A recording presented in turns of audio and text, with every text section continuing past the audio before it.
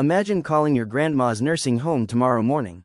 No one answers, not because the phones are broken, not because it's a holiday, but because half the staff just isn't there. Sounds a bit extreme? Maybe, but here's something people almost never talk about during election season.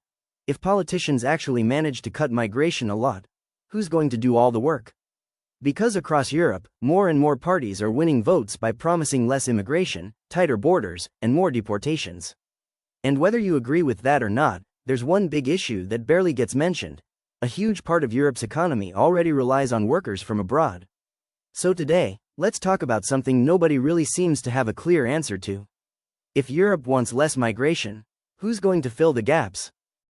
Let's start with healthcare and elderly care, because sooner or later, this affects all of us. Across Europe, people are getting older. They're living longer. At the same time, a lot of nurses, caregivers, and healthcare workers are retiring. And in many countries, there just aren't enough young people stepping in to replace them. That's where migrant workers come in. Across Europe, the share of foreign-born workers in healthcare and care services has gone up quite a bit in recent years. In the UK alone, over 1 million jobs held by people without a British passport are in health and social care. Think about that for a second.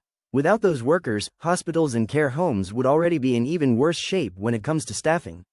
So if the goal is much less migration, that's a valid political stance. But it immediately raises another question. Who's going to do those jobs? Because someone still has to take care of our parents and grandparents. Now let's talk about agriculture. Because food doesn't just magically show up in supermarkets. Only about 4% of workers in the EU are in agriculture today. And that number has been dropping for decades. At the same time, more and more workers in agriculture are coming from outside the EU. So a growing share of the people picking fruit and vegetables across Europe weren't born in the country they're working in. And honestly, it's not hard to understand why. The work is tough, it's seasonal, it's often far from big cities. And a lot of farms already struggle to find enough workers.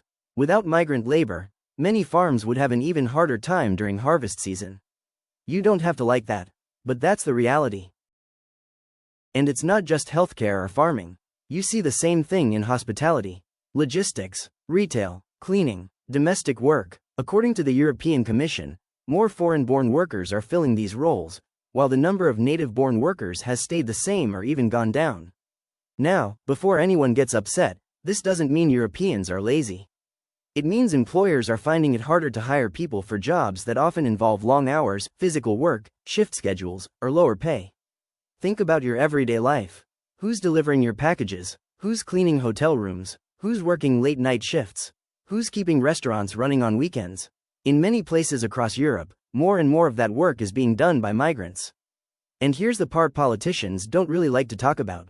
They spend a lot of time talking about reducing migration, but not much time explaining who replaces these workers if migration drops a lot.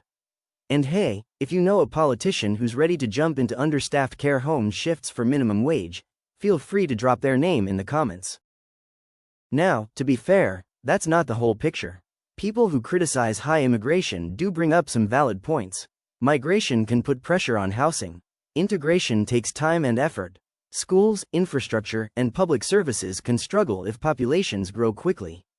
And some economists say businesses have gotten too used to relying on migrant labor instead of improving wages and working conditions. That's especially true in care work. A lot of people ask, if these jobs are so important, why aren't they paid better? And honestly, that's a fair question. Others say automation, better training, and labor market reforms could reduce the need for migrant workers in the future. And they're right about one thing. More migration isn't some magic fix. But even with all that, there's still one big contradiction. Europe's population is aging. Many industries already can't find enough workers. And some of the most important sectors rely more and more on foreign labor. That's why the conversation can't just stop at, we need less migration. Because that's only half the story. The other half is, okay, then who's going to replace those workers? The European Central Bank has said foreign workers are an important driver of economic growth in Europe. That doesn't mean every kind of migration is good. It doesn't mean governments shouldn't control their borders. And it doesn't mean the current system is perfect. But it does mean that cutting migration comes with consequences. And those consequences need real solutions. So let's go back to where we started. If Europe really wants a lot less migration, Who's going to care for our parents? Who's going to harvest our food? Who's going to deliver our packages? Who's going to fill the jobs that are already hard to fill today? Maybe the answer is higher wages. Maybe it's automation. Maybe it's more migration. Maybe it's a mix of all three. But whatever the answer is, it has to be more than just a campaign slogan. So what do you think? If migration drops a lot across Europe, what's the realistic solution? Let me know in the comments.